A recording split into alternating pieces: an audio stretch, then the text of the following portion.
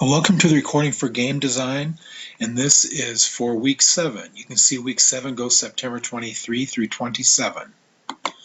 So I'll just click down here. We're just going to continue, finish up the interfaces unit. And this week, you're going to begin using Multimedia Fusion. You're also going to be using Audacity to create sound effects. You're going to be downloading a couple of applications this week. So for Tuesday, Class Connect recording, Class Connect write-up, of course. Then we have one quiz. Then we have the Foley assignment. Then you're going to skip this discussion on the Multimedia Fusion software. Then we have an assignment for another game. So this week, even though it seems short, there is quite a bit of work to do. So you need to jump right in and get started. So as I scroll down, so here we are in the interfaces unit and the week 7 write-up. You can see the week 7 write-up is for section D and E. So for section D, what is the primary factor in game interface design? And then questions 2 through 4, choose 3 game genre and explain the game interface strategies for each. So let's go to section D. So for section D, game interfaces vary by genre, meaning the genre of the game determines what the game interface looks like. So when an interface is designed for a game, the genre is the primary factor that either makes or breaks the game interface, or makes or breaks the game mechanics. So the genre is the most important thing that you look at when you start thinking about interface design. So this all talks about how we're going to go ahead and look at the way interfaces are designed according to specific genre. So in this section, we're going to recall popular genre distinguished between different genre-specific interfaces. So of course, these are a bunch of genre. You're introduced to these way early in the class. Now we're going to look at these different ones. So there's action genre, and then it start talking about the way the interface is. So the passive interface, such as heads-up display, are best suited as players do not need to pause the ongoing gameplay to open a menu. So that's how the interface is designed for action games. So that just tells you a little bit about us. That's action games. Then if you go to the next screen, adventure and role-playing games. So then you can look in here. In adventure and role-playing games, the interface handles navigation by point and click or directional control method, where a person can click at a given point on the screen to make the characters move, etc. So that's how the interface is for adventure games, role-playing games. So you can see all these. So here's role-playing games. So it talks about what the interface is for role-playing games. So all you're going to do is you're going to look at all the different genre, simulation games. So you can look through this and think about the interface in simulation games. The easiest way out is to replicate the controls found in real life. So in simulation games, they replicate the controls found in real life and use them in the gameplay. So that's the interface for simulation games. For sports games, so for sports games, the conditions of the game make the interface change almost every second. So in this game, the interface is mapping the athletic activities into the game's input mechanism. So that's how the interface works. Military games use the same type of interface. Strategy games, so it's going to talk about this. In strategy games, so data is presented through a map, layout, a number of icons with links to detailed information. So that's the interface of strategy games. So, and then there's little activity here so you can see what you know about interfaces. And then this genre-specific interfaces quiz. So of course the genre-specific interfaces quiz is here. All the quiz previews for the whole unit is up here. So this is for week 6 and week 7. So then I can scroll down and you see the genre-specific quiz. So you see those different quizzes. Now the thing I want to, let's go back to the write-up. So, or that's the week 6, and back to this week 7. So on this one, you're going to choose 3 of those 6 or 7 genre, and you're going to explain the interface for each of those. 3 genre.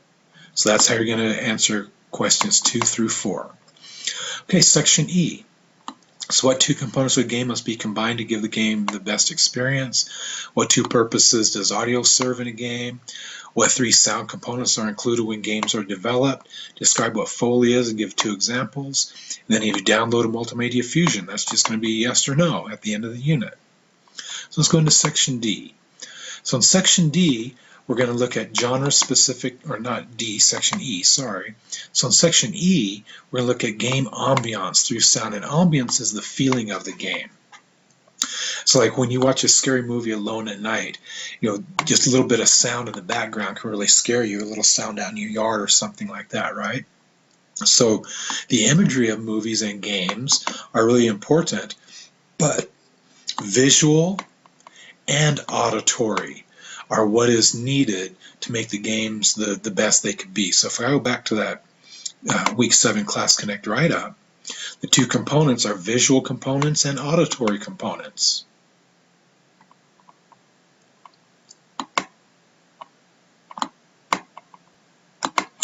Okay, moving along, so in this section we're going to look at creating game ambiance, understanding what Foley is, and creating the first game. So game ambiance. So while developing a game, ambiance has to be created in a way such that it completely immerses the gamer in the gameplay and the world itself, and the game itself. So action games make full use of audio, and what audio does, audio provides cues for the gameplay, and audio can enhance the quality of the game, means make it better. So those are the 2 things right there. Audio provides cues for the gameplay, and enhance the quality of the game. So those are the 2 things that audio do. That's Class Connect write-up question. And some of the things about it, the fact that real-life audio can be produced better than real-life visual means the audio can actually be much more important in some games. Also on computer screens, the size of a computer screen is limited, but the audio is not limited, right? Even computers that have lousy speakers, the audio is good. And of course, people with auditory impairment, the audio is really important. So games have to take care. And what games do, there are 3 components of audio. And what they do is they separate the volume control, or they use separate volume controls for dialogue, music, and sound effects. So these are the 3 things that all games have: dialogue, music, and sound effects. So those are the 3 things they had. So if I go back to that write-up, we just answered these. The 2 purposes of audio, I talked about that. What are the 3 sound components are included when games are developed? I talked about that, right? We just looked at that. So these are the 3 things: dialogue, music, and sound effects. Those are the 3 components that go into every game. So in racing games, this talks about audio, like it could make it seem like the other racer is right breathing down your neck, so that's going to make you really jump on the gas pedal and want to speed up. In shooting type games, you might hear the person right behind you, or you can hear them breathing right around the corner or something like that. So audio can make such a huge difference in games. Now we're getting into something called Foley. And you can watch this recording, so you can start right there, and this will be read to you, or you can read this. And what Foley is a process where sounds are created in a studio to match the actions on the screen. For instance, if you had 2 people fighting, well, you wouldn't have them hit each other, but you might have somebody, like in the background, hit their hands together. And when they hit their hands together like that, then that would sound like somebody getting punched in the face, right? And look at all these different examples. Something that sounds like a car crash. If you had a metal box filled with pieces of scrap metal and chunks of wood, that could sound like a car crash. A fire is simulated if you open and close an umbrella, along with some crackly cellophane like plastic. That could sound like a fire. A body collision, like people running into each other, could be a piece of wood hitting a pumpkin or a watermelon. Body stabs, it can stab a knife into a piece of fruit. A gun might be like a ratchet wrench, like you have in your toolbox. Just turn that ratchet wrench, it could sound like a gun. Gunshots could be wood sticks hitting together or a ruler hitting a leather seat.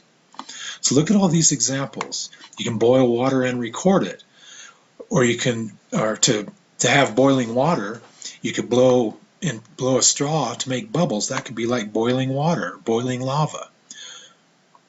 You could boil oatmeal to sound like boiling lava. Electric fan might be an airplane. Ripped clothing could be Velcro. The reason you need to know these things is because you're going to do some sound recordings.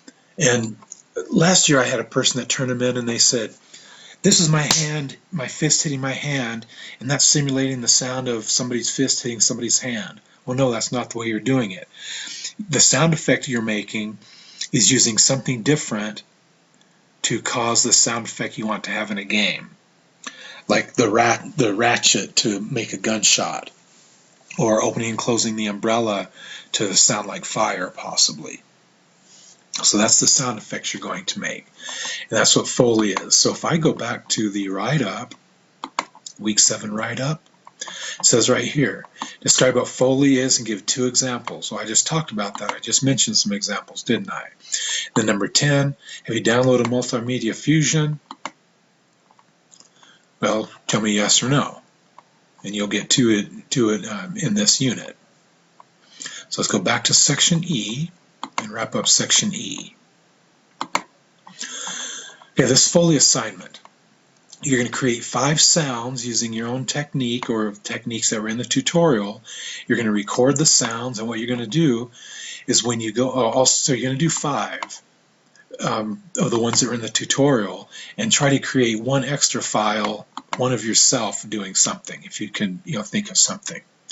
And what you're going to do is you're going to explain what the sound is, how you made the sound, and what it mimics, what it copies.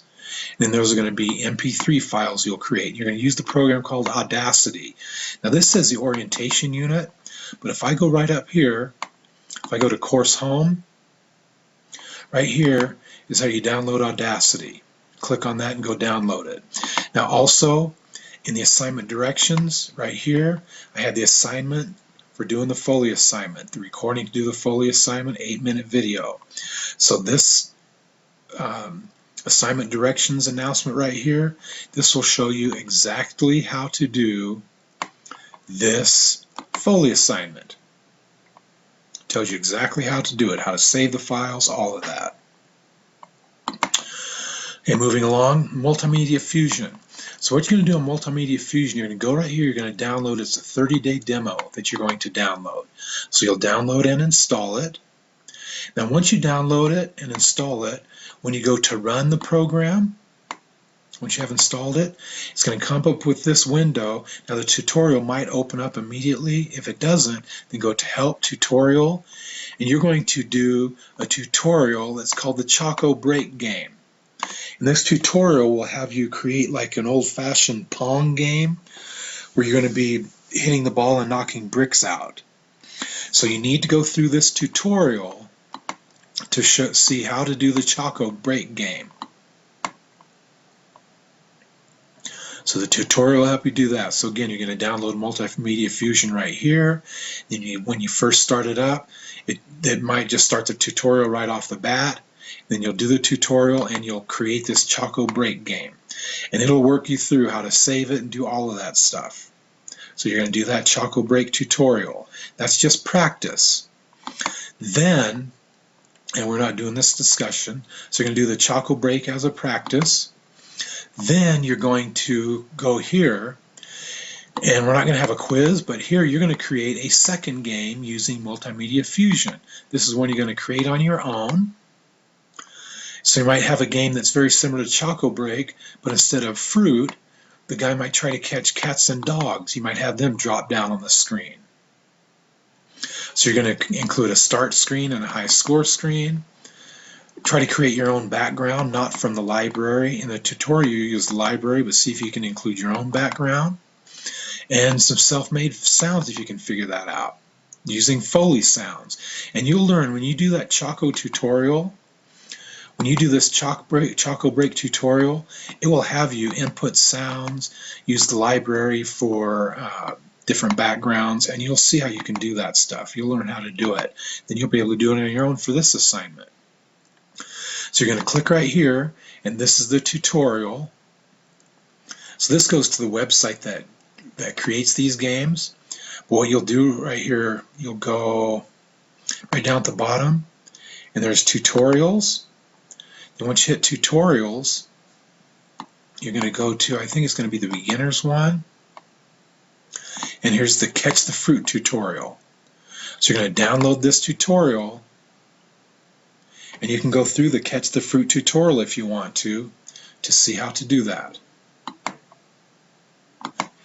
So again, right here,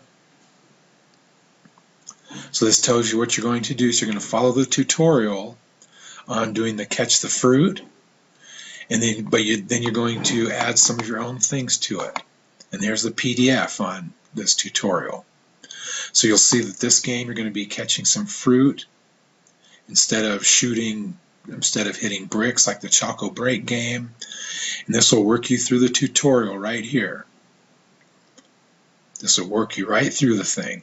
You'll see you're going to set up a frame area. You're going to do all kinds of things with this. Adding fruit to it so they drop in.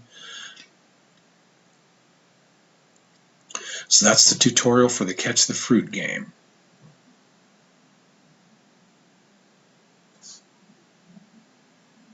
Then you finalize the game,